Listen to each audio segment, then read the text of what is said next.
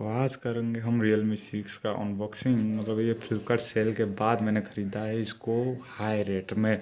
तो इस रेट में ये मोबाइल अभी अच्छा है या ठीक है, मतलब कितना रेटिंग इसको ख़रीदना चाहिए या नहीं चाहिए, तो करेंगे आज Realme 6 का अनबॉक्सिंग।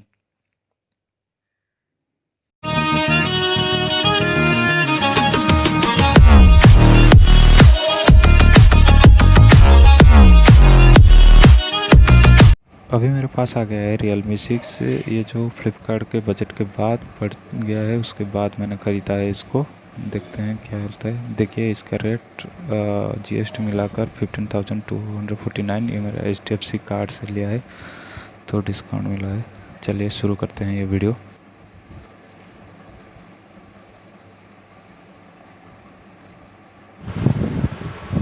ये पूरा फ्लिपकार्ट का सिल्वा बॉक्स, इसको चलते हैं, कट करते हैं।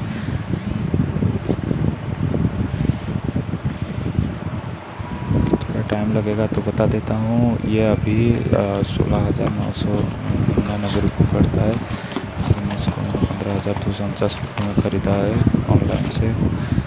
ये सेल के बाद ख़रीदा है मैंने इसको। अभी इसका रेट बढ़ चुका है, पहले 13,000 था, उसके बाद 14,000, उसके बाद 15, अभी 16, 17,000 तक चला गया है इसका रेट अभी।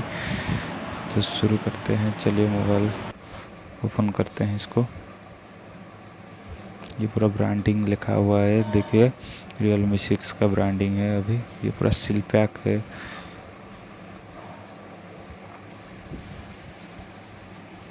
मोबाइल है, मैंने ये 6GB और 128GB वेरिएंट का लिया है। इसका हाईलाइट यहाँ पर दिया हुआ है और प्राइस नीचे लिखा हुआ है Realme 6, ऊपर लिखा है कि नंबर 1 ब्रांड। तो इसके बाद इसको सील कर देंगे, थोड़ा टाइम लगेगा।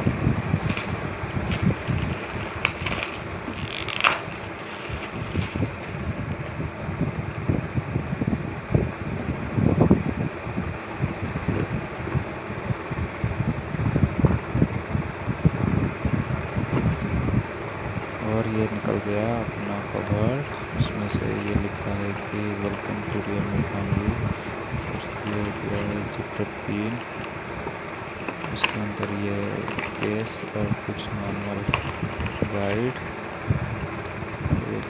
थोड़ा सा अच्छा है, और ये रेडमी की मोबाइल की कवर से।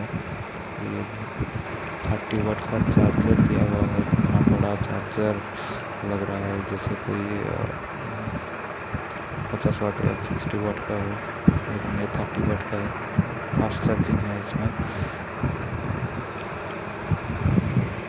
और ये टाइप सी चार्जिंग केबल, और आजकल सब मोबाइल में हो गया है टाइप सी चार्जिंग केबल।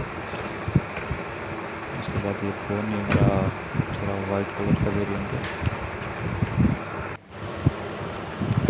चलिए अभी फ़ोन को ओपन करते हैं सील करके। यहाँ पर लुकिंग बहुत परचेस आ रहा है। ये लुकिंग देखिए, उसके बाद में लाइट कितनी रिफ्लेक्शन कर रहा है। वाटर और 4 कैमरा, ऐसे लग रहा है कि और कुछ दिन बाद मोबाइल में सिर्फ कैमरा ही रह जाएगा पीछे।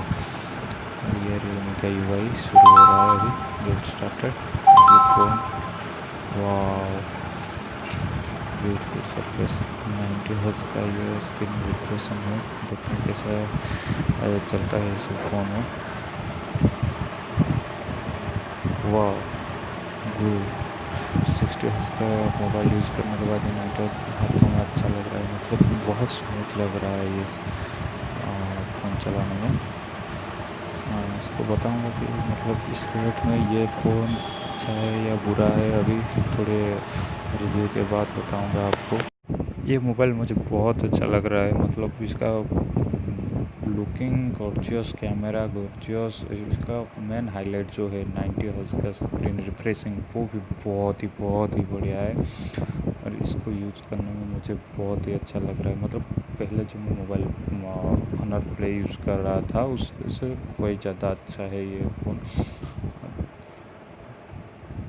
मुझे बहुत अच्छा लगा। कैमरा क्वालिटी की हम बात करें तो कैमरा क्वालिटी बहुत ही ज़्यादा अच्छा है।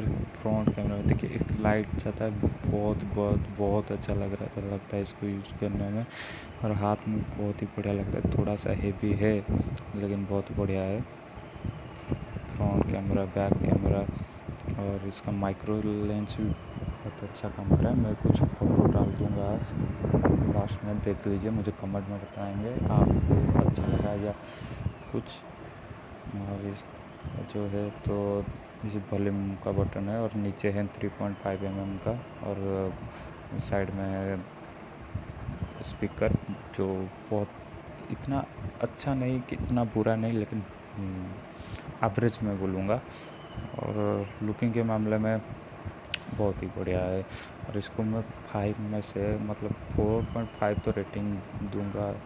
इस रेंज में ये फ़ोन बहुत अच्छा है, लेकिन अभी जो रेट है इसका थोड़ा सा हेवी लगा मेरे को कि हाँ, इतना रेंज में ये फ़ोन नहीं लेना चाहिए। मतलब मार्केट में इस रेंज का बहुत सारा फ़ोन मिलेगा जो नॉन चाइनीज़ भी है।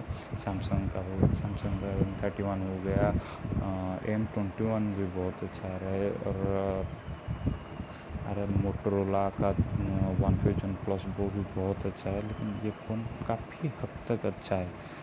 और तो आप मुझे बताएंगे कमेंट करके कि ये वीडियो आपको कैसा लगा।